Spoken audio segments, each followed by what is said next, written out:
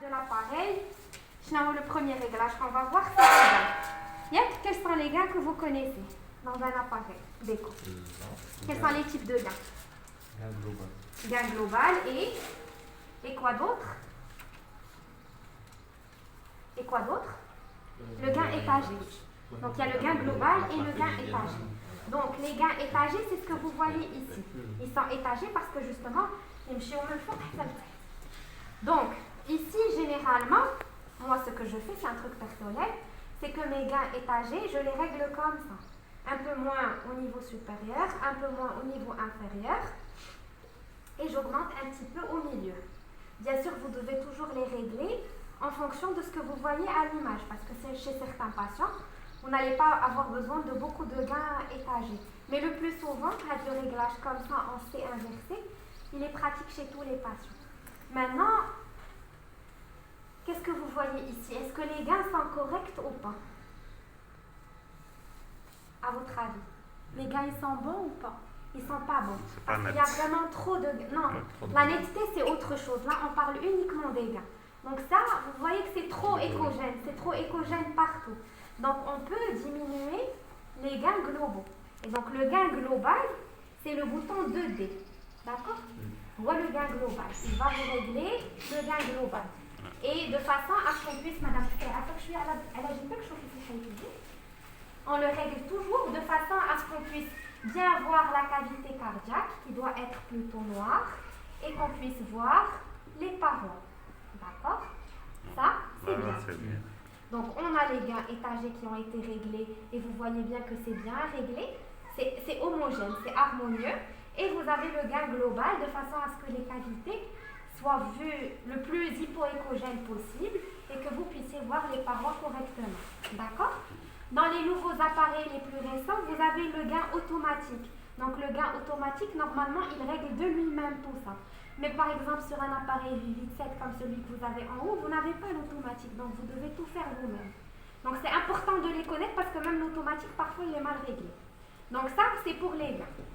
La deuxième chose, qu'est-ce qu'il faut régler après avoir réglé les gains? La profondeur. La profondeur de l'image. Donc la profondeur de l'image, il faut avoir normalement comme ça.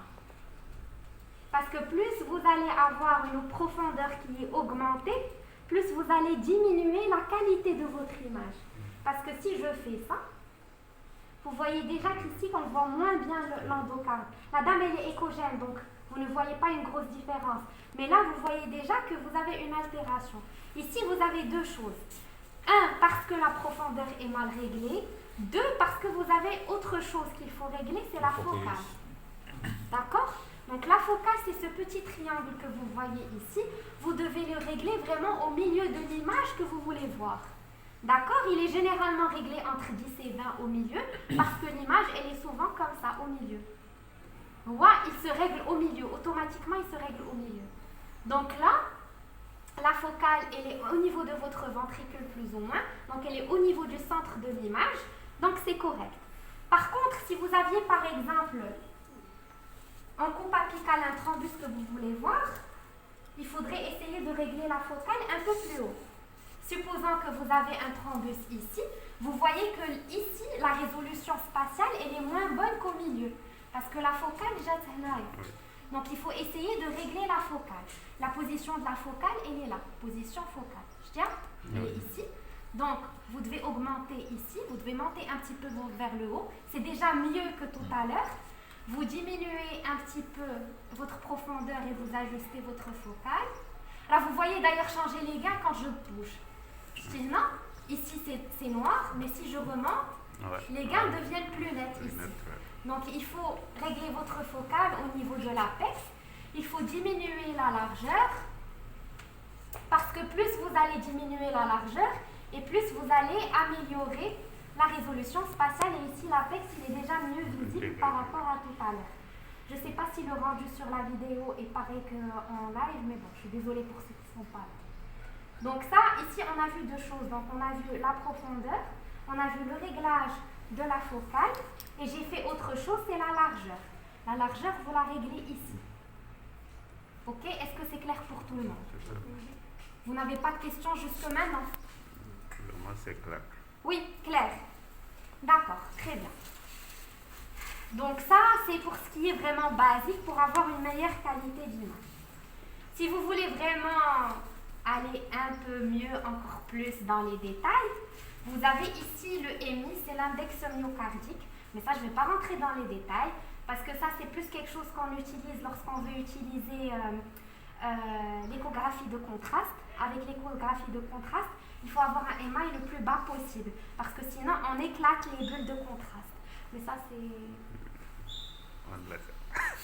Ok, donc voilà, c'est pas très important. Et ici, donc, vous avez un petit peu la puissance, la profondeur, etc. dans les réglages que vous voyez à côté. Alors, il y a autre chose dans les réglages. Donc, à part les gains, la profondeur, la largeur, il y a la fréquence.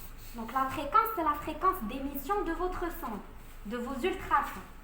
Alors, comment est-ce qu'elle va agir sur la qualité de l'image? Est-ce que vous savez? La fréquence, oui. Combien Plus la d'images fréquence par- est... Comment? Combien d'images par unité de temps? Oui, Plus la longueur d'onde est plus basse, plus la résolution est bonne. Oui, tu t'approches, mais en fait... Plus la fréquence est élevée, Oui. plus on ne peut pas voir les structures qui sont en profondeur. Éloigné, très bien. Donc en fait, la fréquence, c'est ça. C'est un peu tout ce que vous avez dit ici. Plus vous avez une fréquence qui est élevée, vous allez avoir justement une longueur d'onde qui est courte, donc la fréquence, elle est élevée. J'ai le tir, j'ai les ultrasons. À ce moment-là, vous allez pouvoir vous concentrer sur les structures qui sont les plus proches possibles de la sonde. Donc la profondeur, vous n'allez pas bien voir ce qui se passe en profondeur. Donc ça, il faut le garder en mémoire, surtout lorsque vous voulez prendre la veine cave à titre d'exemple et que vous avez des patients qui sont obèses, avec un gros ventre, etc. Vous diminuez votre fréquence pour pouvoir aller en profondeur. D'accord? Ici, généralement, la fréquence, elle est correcte. Dans la fréquence, il y a aussi autre chose, mais je ne sais pas si elle est si elle est disponible sur cet échographe ou pas. On a ce qu'on appelle l'harmonique. L'harmonique, c'est l'octave. Vous allez voir dans un réglage, vous avez fréquence et octave. Voilà, c'est ça. Donc, on l'a ici aussi. Donc, l'octave, c'est ce qu'on appelle aussi l'harmonique. C'est un réglage qui permet justement d'acquérir les ultrasons aller-retour. La fréquence.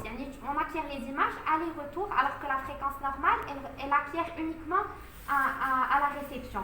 Ça, c'est technique. Mais concrètement, l'utilité de l'octave, c'est que ça améliore la résolution spatiale. Parce que justement, vous faites l'aller-retour. Mais le souci avec l'octave, c'est que ça peut donner une fausse impression d'épaississement des structures. Ici, vous allez voir que si j'enlève l'octave, si j'enlève l'octave, la qualité s'altère. Mais si vous regardez bien votre valve, vous avez l'impression qu'elle est plus fine. Alors que si je remets l'octave, elle est plus épaissie. Donc vous devez faire attention à ça, surtout lorsque vous voulez faire une évaluation des valvulopathies. Donc l'harmonique, elle est très pratique, c'est un excellent réglage. Donc vous l'utilisez de façon systématique. D'ailleurs, l'appareil, il le met de façon systématique. Maintenant, quand vous avez un doute, par exemple, sur une structure, sur une épaisseur, etc., vous pouvez faire sauter l'harmonique pour être sûr de votre épaisseur. D'accord? Est-ce que j'ai rien oublié par rapport à ça? Je pense que c'est bon. Donc les gains global, gain étagé, la profondeur, la fréquence, l'harmonique, la largeur et la position de la focale. La modification de la fréquence? La fréquence, elle est là. Donc c'est ce bouton. Donc ici, j'augmente la fréquence. Et d'ailleurs, vous allez voir que les structures les plus proches, elles sont mieux visibles quand j'augmente la fréquence.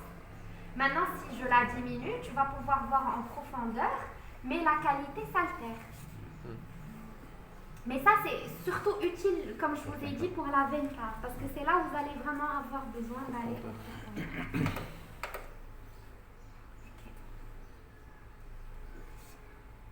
Il y a ce qu'on appelle aussi la cadence image qui n'est pas disponible sur tous les appareils, mais en fait la cadence image, c'est le nombre d'images par shot, si vous voulez.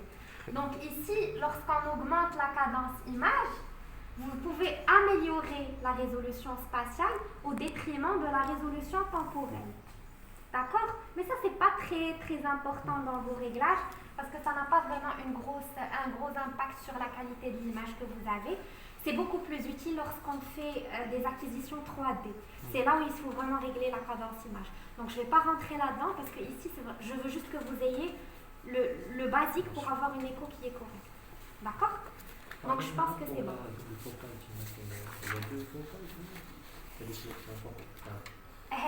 Oui, mais c'est pas disponible dans tous les appareils. Quand tu as ça, normalement tu peux aussi régler voilà, la position dialogue. Tu les diminues.